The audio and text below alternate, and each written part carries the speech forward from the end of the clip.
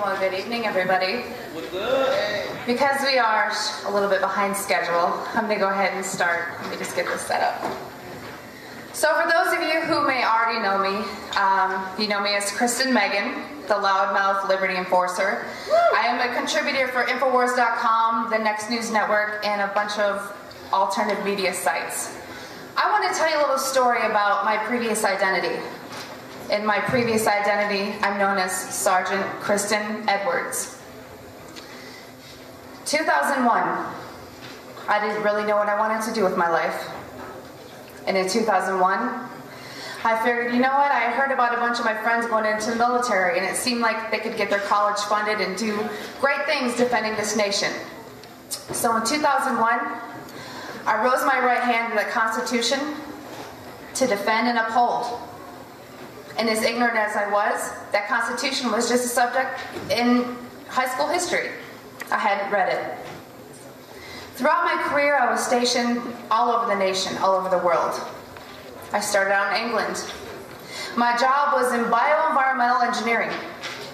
For those of you who don't know what that is, if you've ever heard of OSHA, anyone heard of OSHA? Yeah. I followed the health side. So my job was to ensure that everything that the Air Force was doing, that we were tracking the exposures for all military personnel as related to what was the Air Force doing, how did it relate to health, and what was the Air Force doing and how did it relate to environmental impact. I spent almost 10 years in the Air Force. I'd love to say it was the best 10 years of my life, but I'll tell you about one day that changed my life.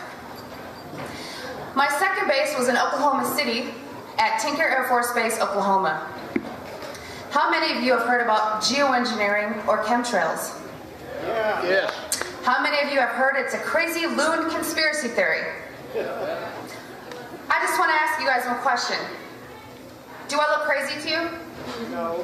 Did I talk to any plants or walk up here backwards, or am I wearing a tinfoil hat? I'm not crazy.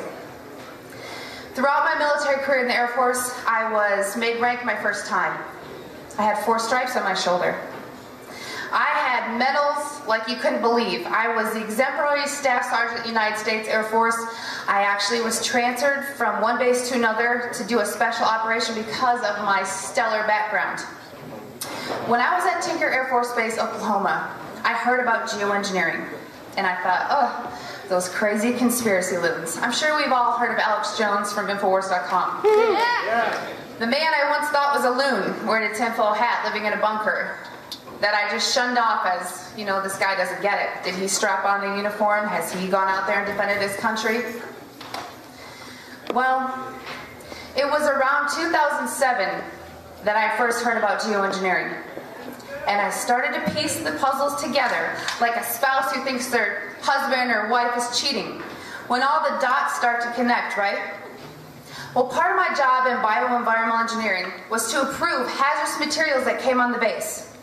So whether you were using a simple spray can of paint, or you were ordering an oil solvent to degrease airplanes, I sat at a computer and I approved those hazardous materials on base and tied them to a process and a building.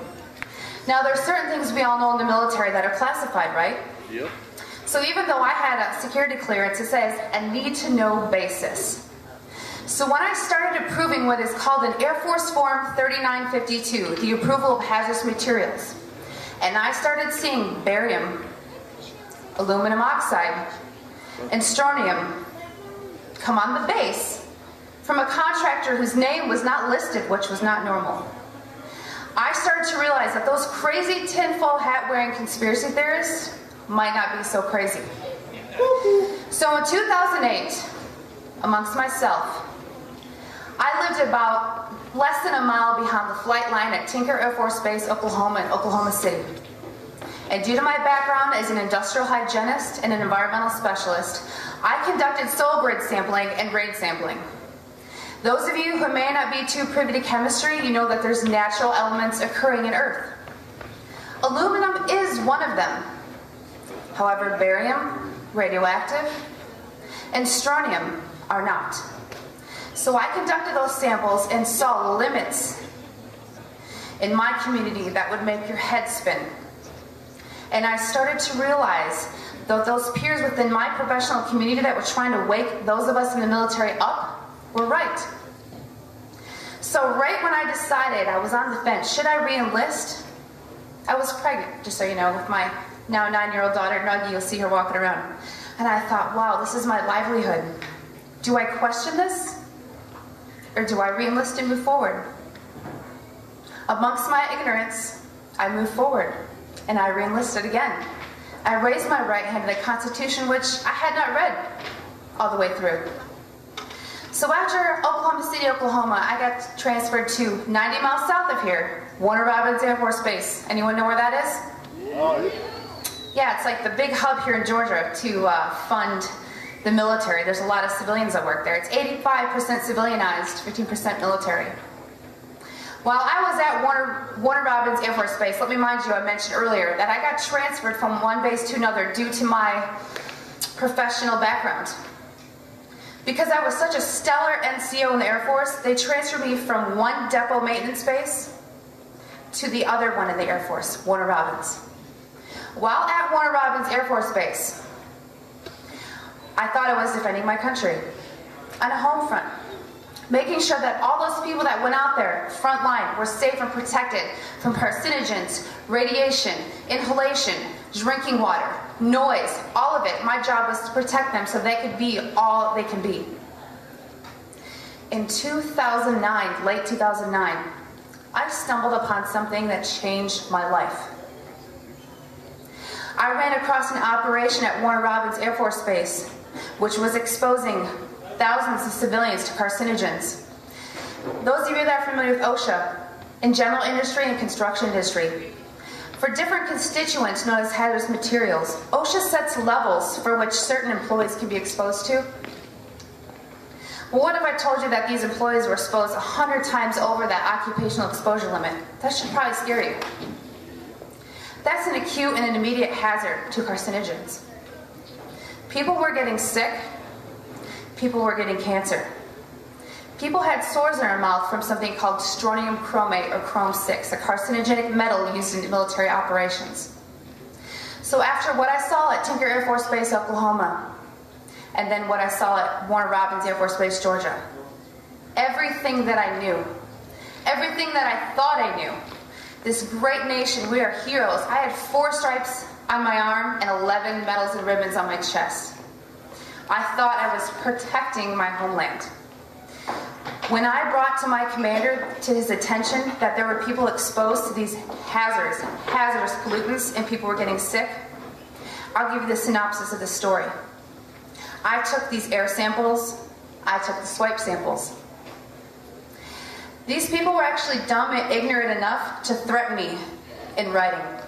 My threat was, mind you, I had a perfect history. Not one article of paperwork, not one Article 15, not one negative aspect on my record. I was the poster child for what an Air Force NCO should be. I was told that if I told the employees, which is required by law, that they were exposed to these materials, that my commander had the authority to lock me up in a mental institution for up to 120 days without being questioned. At the time, my daughter was 5 years old. I was told, who will take care of your daughter, because I was divorced. I was threatened to be locked up in a mental ward for trying to do my job. I was threatened to have my one child who I love with all my life taken away from me because I tried to do the one thing I was trained to do, protect the workforce. So folks, let me tell you, 2001 is when I entered the military. 4 stripes on my arm, 11 medals and awards on my chest. But it only took one day to change my life. And that day was October 27, 2010, when I left the United States Air Force at almost 10 years, halfway to retirement. I would have been scot-free. I left as a whistleblower of the United States Air Force. I had my life threatened. I was followed. My phones were tapped. I had journalists at my front door. I had no job. I left the United States Air Force honorably as a whistleblower. It is because of what happened to me in the Air Force an avenue in which I thought I was a hero, an American hero, as we all think those in uniform are. When I realized that we are not honest and that the core values that the United States Air Force taught me were completely just talking points, it made me sick to my stomach. After leaving the U.S. Air Force, I worked for the Department of Veterans Affairs, which I figured I would be blacklisted and would never get a job with the U.S. government. Why I worked for the U.S. government, I don't know at this point, but it was easy to get because I was a disabled veteran. Why I was at the Department of Veterans Affairs, thinking I could turn things around. You know what I witnessed? How many of you are veterans here? Right here. Several of you. That is. Let me tell you about a little program that the Department of Veterans Affairs has. When you come in with PTSD, depression, anxiety, drinking problem, substance problem, they put you on psychotropic drugs. They put you on psychotropic drugs in which they get kickback for and profit for from Big Pharma. And then when you get addicted, they put you in a program called DDTC. It's called Drug Demand Treatment Center. So once they get you on these drugs that they profited from, they then put you in a program that they get government grants from to put you in rehab. So those of you who are veterans, I would really rethink your care at the veterans facilities. And I know in saying that as a former employee, puts a big bullseye on my forehead. But frankly, I don't care. Because let me tell you the difference between 2001 and 2013. I read my Constitution, front and back. I read the Declaration of Independence. I read it all.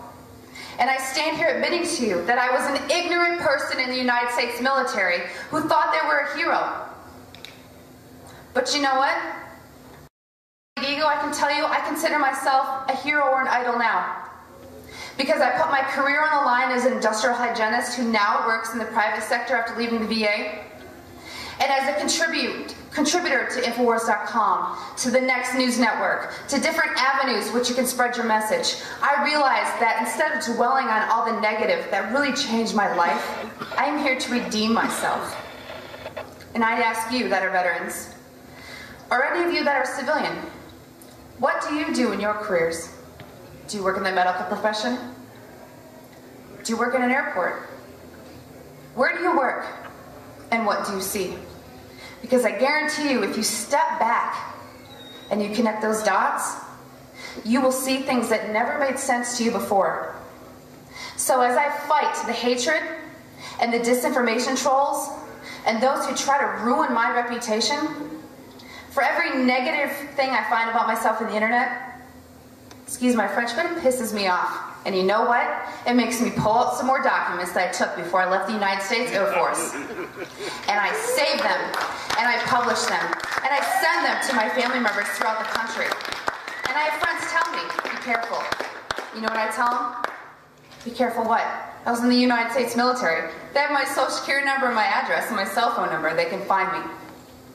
So what I want to leave with you here today is to tell you, if you know someone who's in the military now, or you know a veteran, engage them.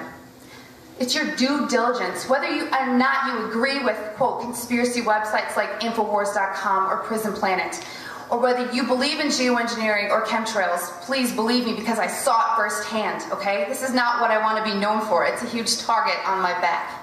I ask you to ask those veterans in your family or those friends and ask them to rise up, as Robbie Wells says. Do your part. Defend your nation. Join Oath Keepers. Get in touch with all the alternative media outlets. Support the acts and musicians. You guys, it all matters. I have people tell me, why do you do what you do? There's nothing we can do about it. I know the TSA is unconstitutional, but what can we do about it?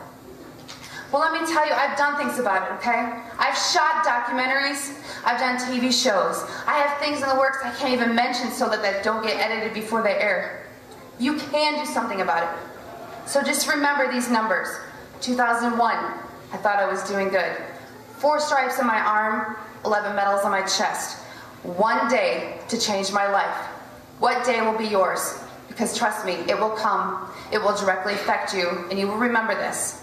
So please, rise up, do your due diligence, do your own investigations, and support your military by educating them. Thank you.